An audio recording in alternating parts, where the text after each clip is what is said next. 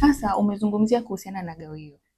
Ningependa kujua hii imekaaje. Mfano, mtu leo ananunua hisa za CRDB, atarejee nini au atarejee kiasi gani cha gawio ambacho atapokea na atapokea lini?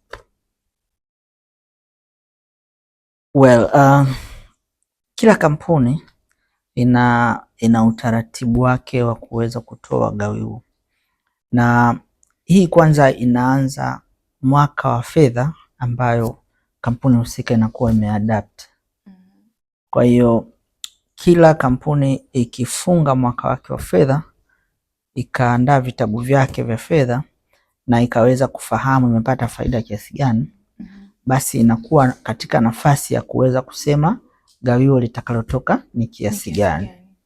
Lakini pia gawio kiasi gani linatolewa kwa kuangalia investment policy ya kampuni husika, ambapo ndani ya investment policy kunakuwa na policy nyingine inaitwa dividend policy, sera ya gawio ya kampuni husika, kwamba almost makampuni yote ambayo yameanzishwa kwenye soko la hisa yana sera fulani ya gawio, ambayo ile sera huwa inatamka kitu kinaitwa payout ratio.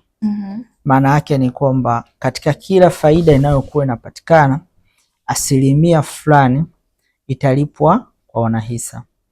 Na ukiangalia makampuni mengi kwenye soko, almost yote, payout ratio yake ni kati ya 35% mpaka 50% ya net profit inayokuwa imepatikana.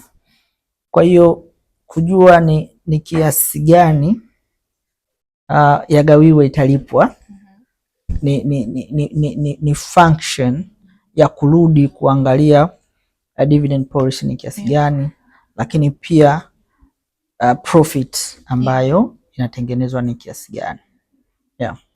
Okay. Watu wengi Tanzania wananunua vinywaji vinavyotengenezwa na TBL kila wiki na wengine wanatumia CRDB kama benki yao, Je, ni busara gani wanapopoteza fursa ya kuwa wamiliki wa makampuni wanayotumia kila siku?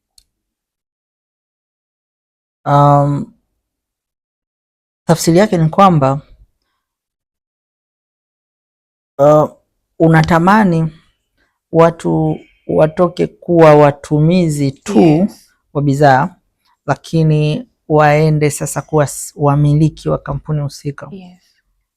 Hiyo ni mentality nzuri sana, na kama mtazamo ni kwamba kama wewe mwenyewe umeweza kuridhika na bidhaa ukaitumia, labda na wenzako wanaitumia, ina maana bidhaa za kampuni hiyo zina demand. Tafsiri yake sasa ni kwamba kumbe tayari uwepo wa dimandi ya bidhaa ya kampuni husika ilitakiwa ikupush wewe uwe sasa mmiliki wa ile kampuni husika. Na hii ni mentality ambayo ningetamani wawekezaji na ambao wanatamani kuingia kwenye mambo ya uwekezaji wawe nayo, kwamba usiishie tu kuwa mtumiaji wa bidhaa, nenda mbali uwe mmiliki, kwa sababu kuishia ukiwa mtumiaji lakini ukawa mmiliki ina maana unapata double profit, in a sense kwamba unaweza kupata nafasi ya kudictate bidhaa gani utengenezewe kwa ubora upi, lakini pia unaweza kunufaika kulingana na mapato ama faida inayotokana na matumizi ya ile bidhaa. Okay. Sawa.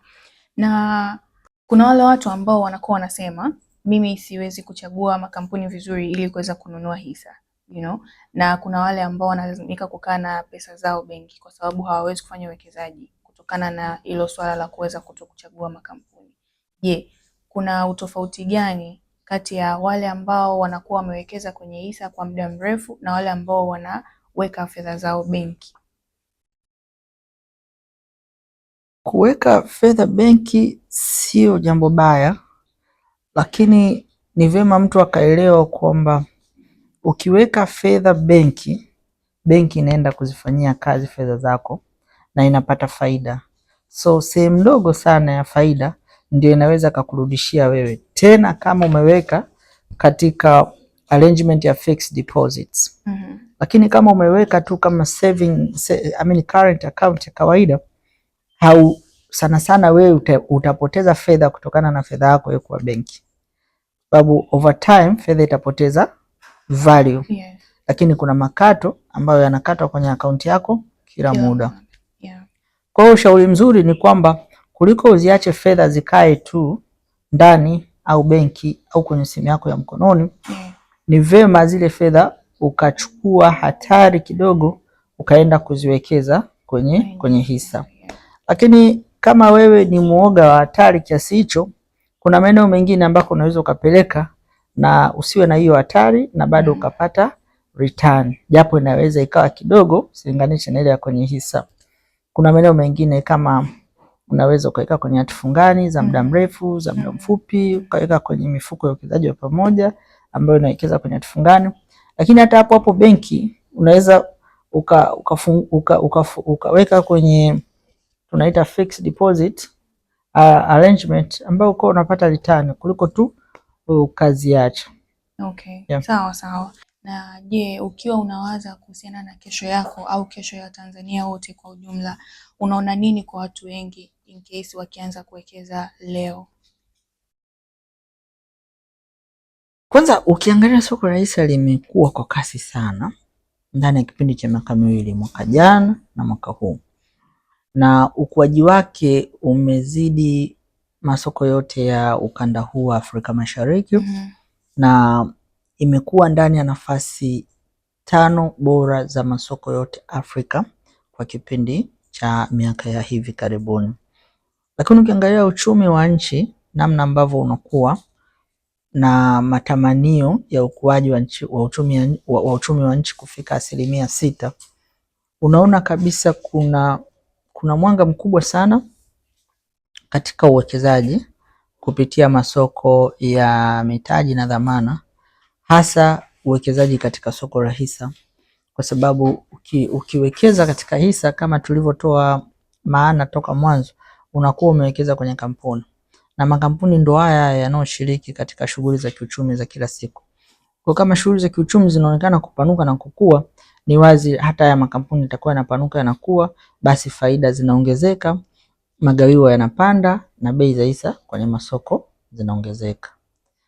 Okay, nashukuru sana Mr. Ramadhan Kagwandi, na kwa sasa tumefika mwisho wa safari yetu ya leo.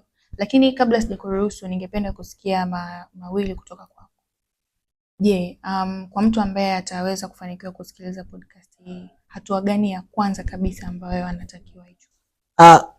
Kama mtu ametusikiliza na anatamani sasa kuchukua hatua, huu ni wakati sahihi ya wewe kuweza kuchukua hatua. Anaweza kaa ni mwekezaji ambaye tayari anawekeza, basi aendelee kuwekeza zaidi kulingana na faida ambazo zimeonekana hivi karibuni na zinaendelea kuonekana zitakuwepo huko mbeleni. Ila kama hajawahi kuwekeza, ndo wakati sasa afungue akaunti ya uwekezaji aanze kuwekeza. Na kama alishafungua akaunti basi hajachukua hatua, then ni wakati mzuri sasa yeye kuchukua hatua na kuanza kuwekeza kutokana na faida zinazopatikana kwenye uwekezaji. Na pia kama ambavyo wanasema kwamba the best time to plant a tree was 25 years ago. The next best time was yesterday or today. So hana sababu ya kufikiria kwamba amechelewa. This is the time. Kila mtu ana nafasi yake, anaweza akaanza kuwekeza sasa hivi na over time akapata faida zinazotokana na uwekezaji.